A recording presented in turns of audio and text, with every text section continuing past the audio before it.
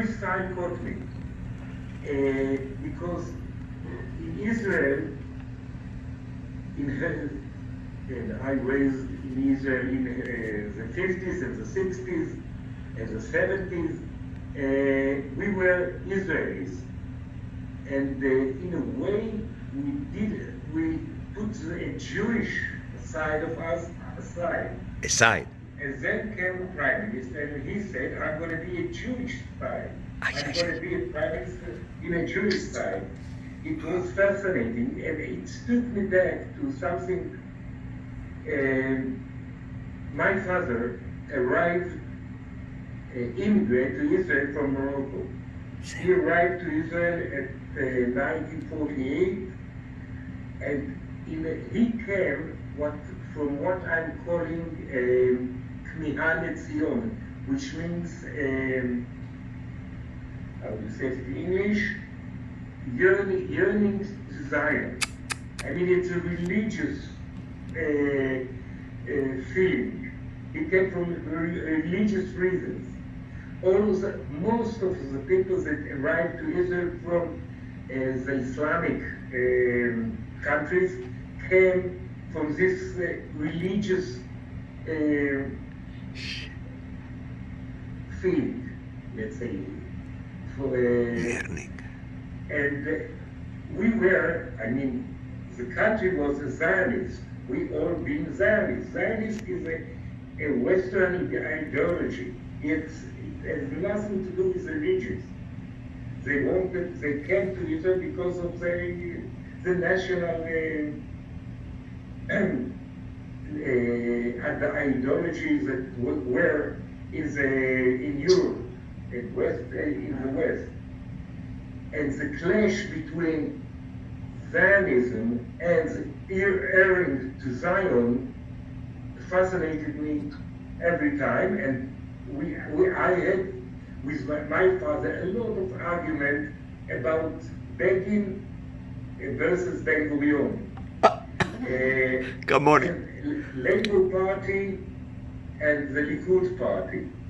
My father adored Begin. I didn't. And we had a lot of argument about it. And in a way, it's nostalgia.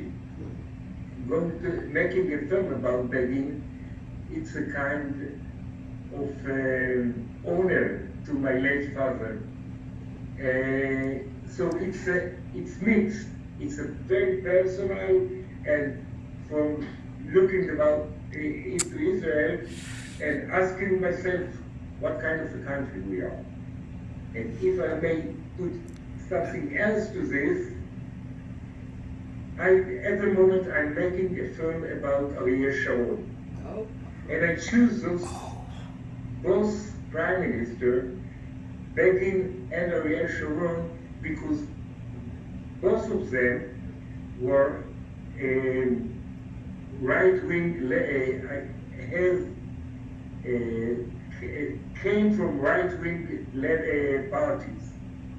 And while they arrived to the chair of the Prime Minister, both of them actually make the leftist politics.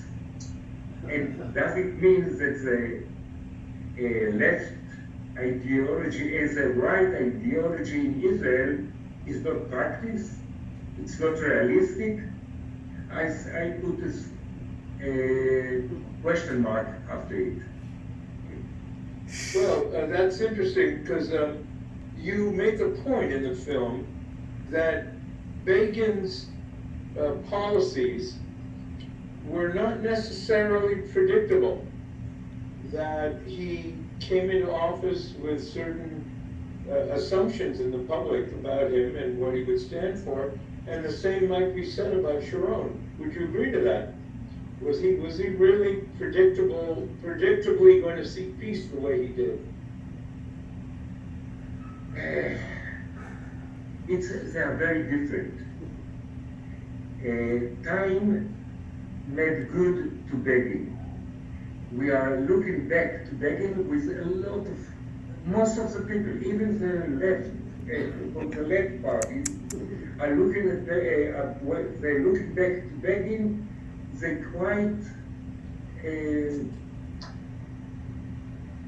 Sympathetic? no, they think good about him.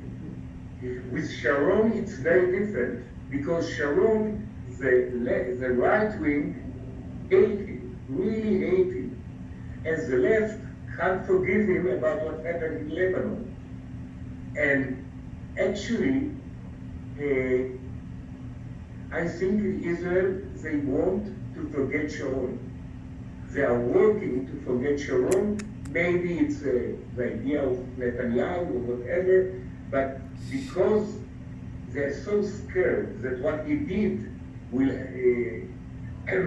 happen in the occupied territories in the West Bank, they are so scared they want to banish him from our life. So it's different. They are very different in that way. Let me ask you this, Larry, about Begin and his accomplishments. He set out not only to make peace, but he wanted to increase settlements of Jews in the West Bank. He wanted to destroy the capacity of Syria and the PLO to make war on Israel. He wanted a number of things, and he seems to have done pretty well at getting what he wanted done, not just the peace treaty, but the other elements of his relatively conservative ideology. Do you agree to that? Yeah, I must say I see it differently. And I'll go back to, I'll start with Israel is calling itself or saying we are a democratic and Jewish state. And what Begin tried to do is to find the balance between democratic and Judaism. He tried to find the balance between those two values. And let's go, and he wants to find the balance between the Holy Land and his democratic way of thinking, and his wanted peace, but he wanted as well all Israel. I mean, all the Holy Land. He wants the Holy Land and making a peace. And again, he tried to find a balance between those things. I think his problem was that he couldn't compromise about what we call the Holy Land, the ancient Israel. He never agreed. He never agreed to a two-state solution, did he? He never agreed to it. He suggested the autonomy. Yes. I mean, he did notice that there is the Holy Land, and there is people, Palestinians, that are living on it. And he tried to find the solution of that by suggesting the autonomy, which didn't work. I think the Lebanon war was, the aim of Lebanon war wasn't Syria. The aim of Lebanon war was to destroy the Palestinian nationality, to destroy Ashraf, the PLO, to destroy the PLO. That's what he wanted over there, to my opinion, because he believed that in that way he could make autonomy in Judea and Samaria, as he called it, with Jordan and with Egypt. And he didn't want to any negotiation with Palestinian with the PLO as a Palestinian eager for nationality. Do you think that Begin lost his respect for Sharon as a result of the Lebanon War? He seemed in the film to have defended Sharon to the end. What do you think? The Israeli narrative said that Sharon lied to Begin and in a way pushed him to this awful war and long war. I think it's impossible. It's not true. I read a lot of documents. I met a lot of people, and I came to conclusions that they worked together. I'll try to explain why. You can't bomb an Arabic capital, Beirut, for 10 weeks while the American and all the world doesn't say a word about it. Begin was the one who made it possible. He met Reagan during the war and speaks with Reagan, the American president, for many times during this war, and he was the one who made it possible to bomb Beirut, to seize Beirut. So I do believe they worked together. There was one point that they didn't agree. At the end, after 10 weeks of bombing, they came, the American and Begin came with a political solution. I mean, let's take the Arafat and all his troops out of Beirut to Tunis. And then there was Reagan sent Marines to Beirut without getting the permission of the Senate.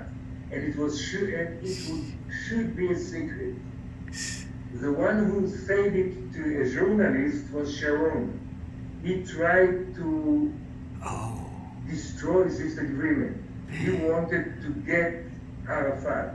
And then there was the broken moment between both of them. Since then, Begin was in the idea of trying to get to Beirut, bombing Beirut, trying to destroy PLO and to kill Arafat. That's something that they tried in Beirut. So I don't blame Sharon on this war. I blame both of them. Wow. And both of them, I think, it was a hubris war. I mean, Begin thought that Israeli superpower can change a different foreign country, as the state tried to do, the Soviet Union tried to do, and for a moment, Israel, small little Israel, thought she could do it. Well, one got the impression, though, that had they withdrawn after the PLO was pushed out of Beirut, had Israel withdrawn from Lebanon, and not done the deal with Jemiah, which was really a hubris type of arrangement, Israel's essentially forcing Jemiah into a treaty, and then Sabra and Shatila follows the murder of Jemiah. Had those things not happened, the war would have been looked at very differently, don't you think? Maybe. Not in my point of view. Not in my point of view. I blame them for bombing Beirut for 10 weeks. I must say about Sabra and Shatila, it's an awful mascot. It's really an awful one, but I blame them less about it. I blame them for bombing and destroying a capital, an Arabic capital, with coolness. Really. Directly done by Israel. That's my opinion, okay? That's Yes, so, but what's interesting in terms of the film, though, is your view that is more balanced than the public view of Begin. That the public feels so sympathetic to what Begin relative to Sharon that they not only associate Sharon with Sabra and Shatila, although, as you know, I was judge in that case, and it was proved that the Kahan Commission never accused Sharon of deliberately causing that massacre. But what the public has done in Israel is associate Sharon with both Sabra Shatila and the war, and sort of let Begin off the hook for the whole thing. And yet, it seemed to have a devastating impact on Begin's psychology, his psychological fitness in a way. I'll tell you, there is few people that are trying to put Begin on as a source and trying to say he has a mania depression or so on. Sorry, I'm not a doctor. I have no idea about it.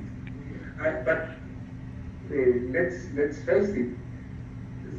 Because he felt so bad about this war, maybe we forgive him more than we didn't forgive Sharon. That he never think, he still think it was a very good war, and we should everything he was okay. The problem was that not all the public was up behind him. He never felt that he made a mistake over there. Begin felt bad about it. In a way, he punished himself. So what we couldn't punish him again. He's the Indians, and you know, again we are looking backwards. And let's face it, we are at the moment, lately, we meet kind of a politician that Begin is shining over there. Even Sharon shining. They are shining according to what's happened in our time. Yeah, it seems that, my opinion. yes, I wanted to ask you about that. There's a degree of respect, it appears, for Israeli leaders from starting with Ben Gurion, in fact, and even including Sharon to a significant degree, relative to the leaders Israel has now. Do you think that there are comparable people to lead the Israeli people and the country in a very complex situation to the people that led Israel for, until the Sharon period? Let's try to see them in a different generations. Ben Gurion was and Eshkol and Golda was the generation that know Israel before it was a state. And then came and Shamir. Rabin and Sharon was the fighter Sabarim. that fight for this country. I mean, they fought in the independence war, and they feel in a way that this country belongs to them. Ehud Barak is differently. and Netanyahu is differently. Both of them came to a country. I mean, they were raised in a state. And now we have a prime minister for 11 years. So also young people in Israel don't know that there is anything else. They didn't know. I mean, that's what they know. And it's, to my opinion, it's a very bad time, not just for Israel, it's for a lot of other countries. Yeah, we might say some things about the U.S. leadership that maybe has gone Yes, a little bit stuck. Poland and Poland and so on. Yeah, it's a bad time for politicians. For leadership. For leadership, that's correct. Right. And what do you think today relative to the past? The settlement program that began with 67 and that Begin so strongly supported. Incidentally, Peres, in my work with him, which was extensive, often told me that it was the biggest mistake of his life, going along with the development of settlements, not just close to Jerusalem, but out in the middle of the West Bank. That is there now, I mean, given the situation, is there any more the possibility of a Palestinian state? Assuming they were to accept a Jewish state, which is not very clear even to this day. Thank you. But assuming that were to be the case, has the situation gotten to the point now, especially if any kind of annexation goes forward, where Begin's insistence that it not be more than just a autonomy is really the name of the game? I must say, it seems so.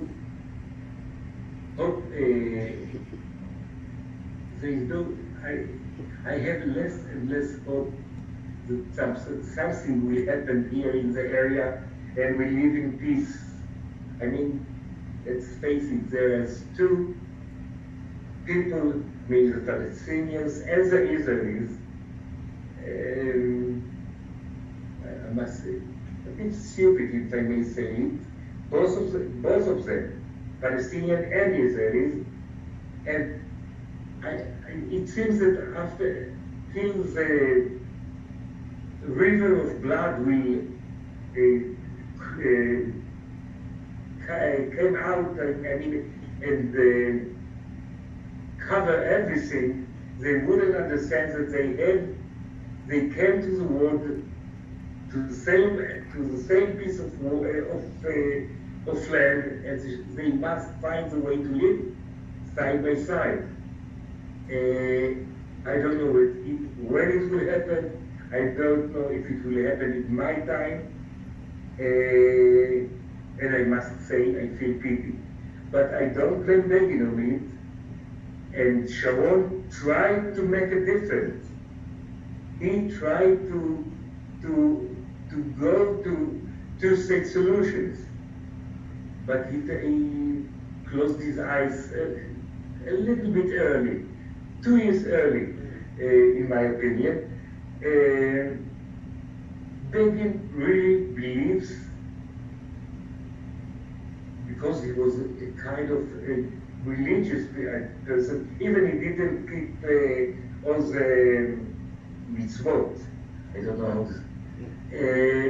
He believes that the promised land should be controlled by Jewish people. And I can understand it in his time. But by the way, most of the sacrament did Sharon and Begin together in Begin times. It's a mistake, but okay, we did it, they did it. Let me come back to the movie a moment. Huh? You've made the Begin film, which is extraordinary and really, really educational, historical. And now you're making a film about Sharon. Did your opinion of Begin change in the process of making that film? And I want to ask you the same question about Sharon. Is your opinion of Sharon different now that you're well into making that film than it was when you started out? No doubt. I must admit, I didn't vote to no to Begin and no to Sharon. I did both of them. Just admit it, okay? But I did learn a lot about them, and there is something else that I learned. Don't get narratives that everybody believes. Don't get them as they are, because most of them are false narratives. I think we talk, for example, the narrative about Begin that was in Israel, that Weizmann, Ezra Weizmann and Moshe Dayan pushed him to the peace. I mean, without them, it was not, he wouldn't make the peace. I don't agree. No doubt he used them to make a peace, as he seemed will be good for his people. Afterwards, they believed that Sharon pushed the poor man to the war that he didn't want. Again, false narrative. And we believed it. I go to Sharon. Again, the narrative that was his sick for war and sick for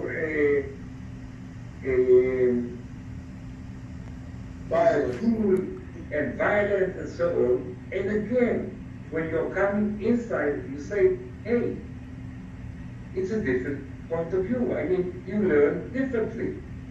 And so making about those two people, two leaders, I do believe that we should don't take the common narrative as a truth. It's not always that way. Somebody wants us to believe that it is the way. Well, what you just said has just made this entire interview worthwhile, and I really think that it's a wonderful thing that these important films are being made by someone who has your depth of inquiry and skepticism about the truth, the facts, that you're a digger and a guy who wants to reach a deeper level than's obvious. So it's been absolutely a privilege and a pleasure to be talking to you today, and to have this wonderful film for all of our community to see. Thank you. Thank you very much. Thank you. It was a pleasure. Very good.